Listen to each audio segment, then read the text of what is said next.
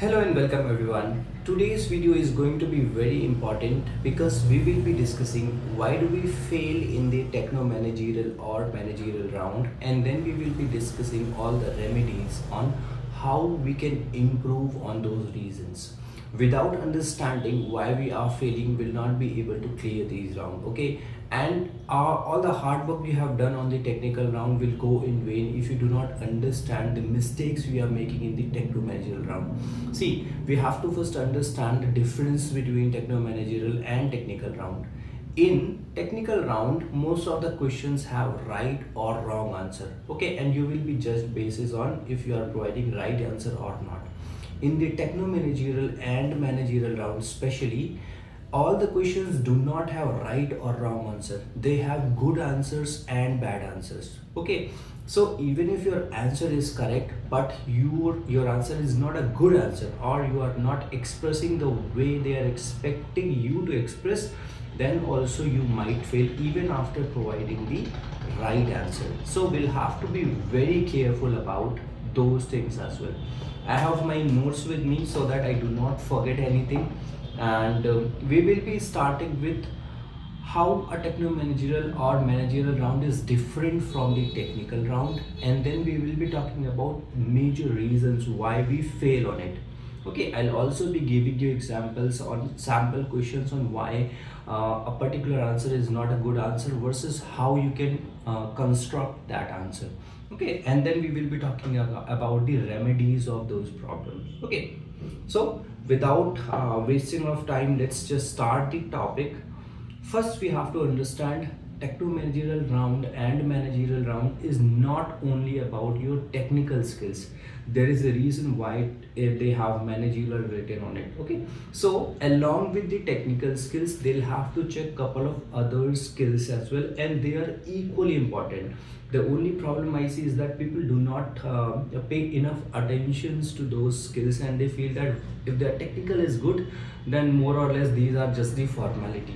They are not formality. In fact, they are more important, because the person who is taking the techno managerial or managerial round in most of the cases is on the higher position, and your perception about those things are being just a formality is absolutely wrong. Those are very important things. Okay, so along with the technical skills, what are the other skills do they check? Okay, they obviously check your communication, your confidence level, they check your leadership skill, they check your problem solving skill, they check your team collaboration skill, they also check your decision making skill under pressure, and they also check your business acumen. How do you understand the business? So these are not the only thing, there are a lot of things, but these are the highlighted things which they'll definitely be checking along with your technical skills. Okay, on the technical side, one advantage you have is that they will already have the feedback from your previous technical round, so they can go easy on the technical part sometimes, but all the other skills they will have to definitely check. Okay, now let us talk about the reasons, the major reasons why we fail in this round, why we are not able to impress the interviewer. As I told you earlier as well, there are good answers and there are bad answers. There can be a question where there is no right or wrong answer. There can be good answer or bad answer, depending on how good you can explain it will ultimately decide whether you get selected or not. So the number one reason why we fail in such round is lack of confidence. Confidence is such a major factor in the techno managerial and managerial round. Is because of this we fail so many times in this round. Obviously we will be a little bit nervous, we will be hesitated, but little bit of nervousness is okay, but when that nervousness overtakes you, when you are not able to convey what you want to say, then that makes a bad case for us. We'll have to have that confidence that whatever we are explaining to that interviewer, we have full confidence on those things. So lack of confidence is a major factor. You can say how can we overcome this? See, we'll have to practice speaking of our work. Let's say, I'll give you one example. So, for example, they are asking about your introduction and everything. You can explain your work properly with 100% confidence. You'll have to have a comfort when you are explaining about your work. Okay, so whatever you have done, with 100% confidence, say that you have done this, you have done that. Okay, I'll give you one example. Okay, uh, let's say they ask you what are the major work you have done in your current project, and there is one person who says, I have worked in a process automation where we did the process automation. I was part of that team, and he's taking a lot of fillers. He's taking a lot of. He's not positive. He's not expressing those things. Whereas, so this will be an example of a bad answer. See, you have worked on process automations and you were part of that team which did the process automation. Very good. But the way you answered it make it really look bad. How a good candidate will answer this? He can say that, okay, I have led a project where we were working on the process automation to automate certain things. By doing that process automations, we have reduced 40% of the manual work and automated those things. And where my role was to design the flow, to collaborate with the cross team, and to do the unit testing, and also ensure the efficient deployment of those components. So the second person, which is also talking about the fact that he has worked on a process automation, explained his project, explained his work in an efficient, confident manner. So obviously he will make more impact than the person one. So we'll have to have the confidence to make sure that whatever we are explaining, we have a structure in it and we are speaking confidently about our own work, right? So confidence is the first point which you'll have to improve on if it is a factor, if it is a reason because of which we are feeling. Okay. Then second and most important reason is poor communication skill. Poor communication skill is again a very major reason why we fail. Because see, we work in an environment where we'll have to talk to various people. Those could be in India, outside India. Most of them will be speaking in English, and if our speaking English is not good, then we might not be able to convey what we want to say, or we might not be able to understand. But poor communication skill is not only about your spoken English. Poor communication skill has so many other strings attached as well. Like sometimes you'll be speaking too fast, sometimes you'll be speaking too slow. Those are also part of poor communication skills. Like I have poor communication skills. Sometimes when I speak very fast. I try to whatever I want to say, I try to say it very quickly. So I do have a poor communication skills, and I am working on it. So if you have any poor communication skill related problem, like you're speaking too fast or too slow, or even if your English is not good, the practice is the only thing which will improve this. And there are other factors as well in the poor communication skills. Sometimes few people are not active listener. If you are not an active listener, you are not listening properly, then also you might not be able to respond to it properly. Be an active listener. Listen, then process whatever you have listened, and then respond to it. Do not react to it. That is the active listening, and you'll have to practice the active listening. Do not interrupt the interviewer. Be a good listener. Okay. And there is another aspect as well in the poor communication skills. Sometimes a technical person speaks too much in the technical terms. It's not necessary that the manager or the techno functional person who is taking your interview is understanding all those technical jargons. Sometimes we have to break those technical things into smaller pieces or explain them properly, because otherwise it will become too technical for that, and that could also be a reason that you are not able to impress the interviewer. So do not make those mistakes. Practice is the only thing which will make your communication skills perfect. Not only your speaking, but also other strings attached to it also. Okay. All right. The third and very important is inability to handle the situational question, and I get this a lot on my LinkedIn, a lot on my YouTube, and a lot on my WhatsApp, that sir, I'm not able to explain the scenario based question, and that is why I'm failing. Okay, and it is very common. Many people fail in the interviews because of this. Okay, see, I'll tell you how we solve this, but before that, let me give you an example of it. Okay, let's say the question is, your team is struggling to meet a deadline. What would you do? Okay, now let's say if you get this question that your team is unable to meet the deadline, what will you do? A bad candidate will answer it like this. So he will directly go to manager and say that the uh, deadlines are not realistic and they need an extension on it. Okay, though this is not a wrong answer, I would say this is not a wrong answer, but a good candidate who actually really want to impress the interviewer will not say it like that. He will say it like, okay, I will first try to see all the bottlenecks involved in the project, and I will try to see if that can be restructured or reassigned to the team. And even if that is not possible, then I will try to have a meeting with the project team to set the realistic expectation. And if extension is definitely required here, then I will process my request along with the data to tell that okay, why we need the extension. So here the second candidate, or the candidate which provided the good answer, is not just talking about the problem or not just telling directly that it is not possible.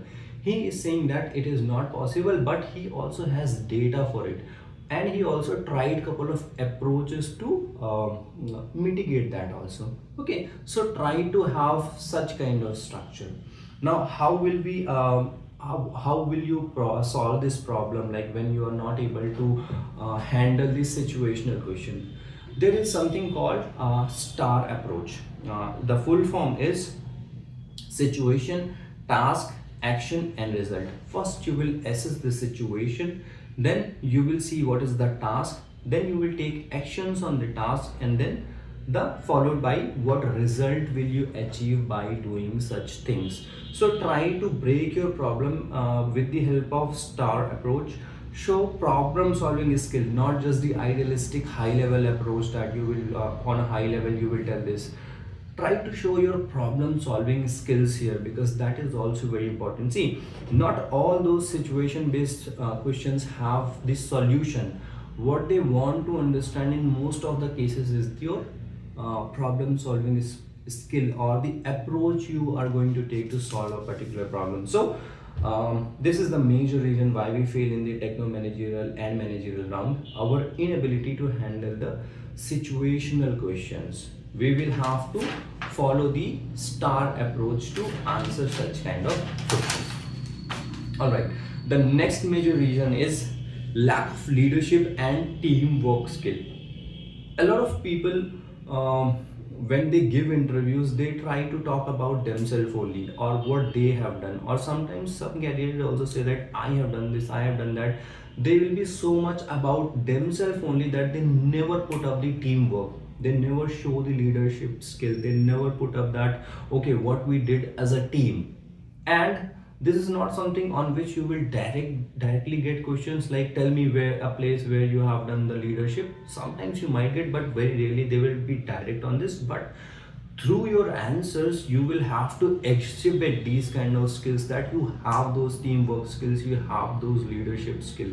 Okay, so prefer not to say that I have done this individually. Few candidates say that I prefer to work individually because I get full control of my work. No, that is not a good approach, because if you are working something really scalable and good, you will be needing a team. You will have to show your teamwork skill, your leadership skill as well. So do not say that you work in silos and just work individually. Okay, when you explain your answers, you have to use words like collaboration, decision making. Highlight such examples where you showcase your leadership skill, where your team collaboration skills. These are very, very, very important skills to have in any developer or consultant, and techno managerial and managerial candidates definitely are checking you on these skills. Okay, so this is very important. Number 5, not aligning with the company culture and value.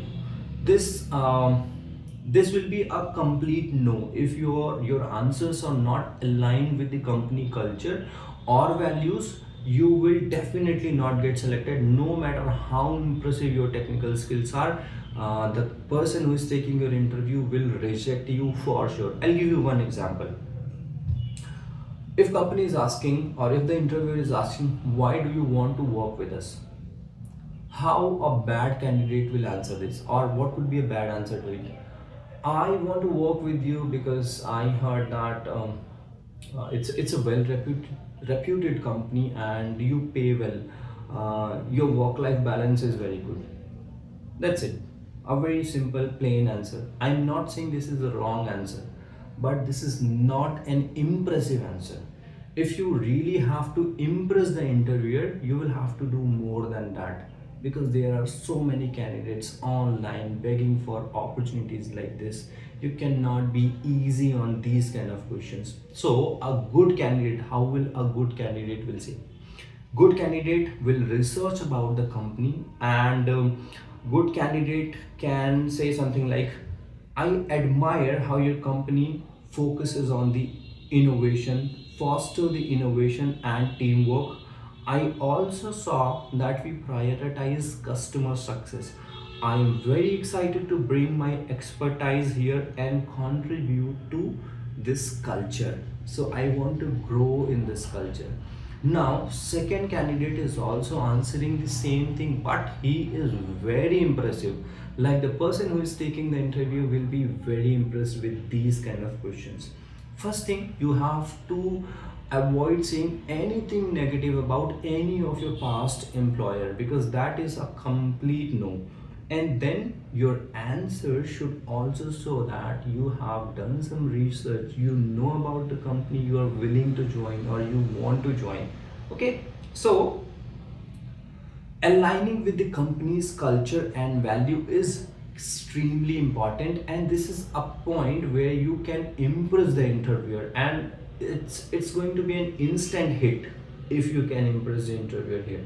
Okay, sixth reason why we fail is failing to justify career decisions and aspirations. This is for the experienced candidate, and many times, like, let's say you are not able to justify why do you want to switch, or you have switched so many times in your career, but you are not able to explain why there are so many switch, or if your career decisions are not aligned with the answers you are giving for those career switches, then also you will get rejected. Straight rejection, they'll not check any other thing. This is a straight rejection case. I'll give you example. Interviewer is asking, why do you want to leave the job? Candidate is saying, I want to leave the job because my manager is not good. He is misbehaving with me and I'm not getting enough opportunities here. Though this could be a main reason why the person is leaving, but you should not talk like that when you are giving reasons for your switch. You should say, I have learned so much in my current organization, but I'm in the current phase of my career. I want to explore more challenging situations. I want to explore more different things in my Salesforce journey, in my career journey. So that is why I'm looking for a new job, or I'm looking for a new role, because I want to tackle the different challenges, and I'm thankful for the organization. I have learned so much here, but I think this is the right time for me to take the higher challenges. So that could also be one of the reason. You can say those things, but avoid talking negative about your current or the past organization. Okay, also in your answers, talk about the long term plan and how this particular organization where you are giving the interview aligns with your long term plan. Because when you talk long term, then your interviewer also understands that okay, you are not just here for a year or two, you are thinking long term here. So your answer should also be aligned with your long term vision as well. So that thing obviously will impress the interviewer. Okay. And all those people who have so many switches in your career, answer logically. Not every switch is for the better career growth, or not every switch is for the better opportunity. You will have to answer logically. You will have to explain your career transition logically. Okay, so don't give the same reason for all the switches, because that is a negative thing. Okay, you obviously you'll have to be self-aware, like why you switched at that time. If there was a family problem, there could be I mean, there can be n number of reasons. Just don't be robotic when you answer these kind of questions, because that person is expert in these things. He takes those interviews. Okay. Last, and I would say again, a kind of reason which interviewer will straight away reject you: if your attitude is poor, or if you lack the sense of ownership. So poor attitude and lack the sense of ownership is the major reason why we fail in this round. If any of your answers, let me give you example here. Okay, because I think you will understand it by example more. If I ask a question, tell me about a time when something went wrong in a project, and if you as a candidate say that okay, client kept on changing the requirement, that is why project got delayed, it was not our fault. Now your answer could be right, but the way you are saying that answer clearly shows that you do not have any sense of ownership. You are just putting blame on the client. So you just needed somebody to put blame on, and you do not own that. You are not thinking it from the responsibility point of view. How a good candidate can answer this? Let me give you example. So the client's changing requirement impacted our timelines, and to manage this, I suggested weekly alignment meetings to clearly clarify the scopes. This improved our communication and reduced the scope creep, and helped us achieve our goal. Though we were a bit delayed, but we managed to complete it as soon as we can. So the other candidate is also saying that they were delayed on the project, but this person is not blaming on client.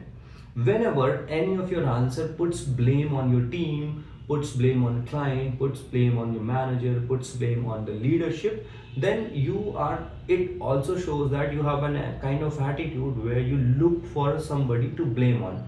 You just look for a scapegoat and you put blame on it. So you clearly lack the sense of ownership, and your attitude is also poor because you kept on blaming others for it.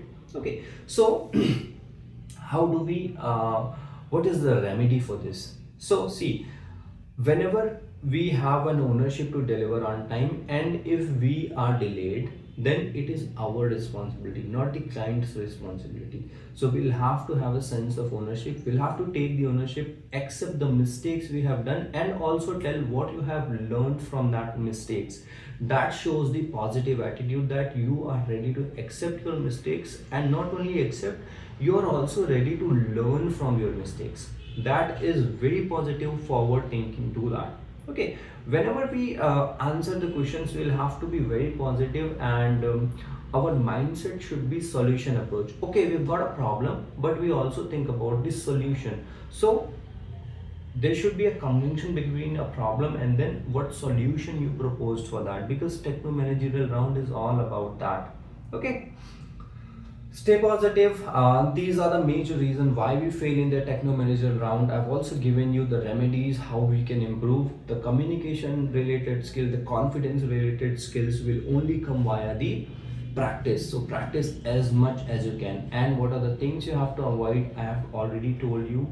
My opinion is that if you are failing in any of the techno managerial round, try to give mock interviews between your friends, between your colleague, between your study group, or to any senior, and try to improve, take the feedback. A feedback is a gift. Take it positively, improve upon that feedback, and I am 100% sure if you are able to clear the technical round, these are not the rounds where you should be failing. Just work on these areas and give me the good news of your selection. Till then, I'll meet you in the next video. Thank you.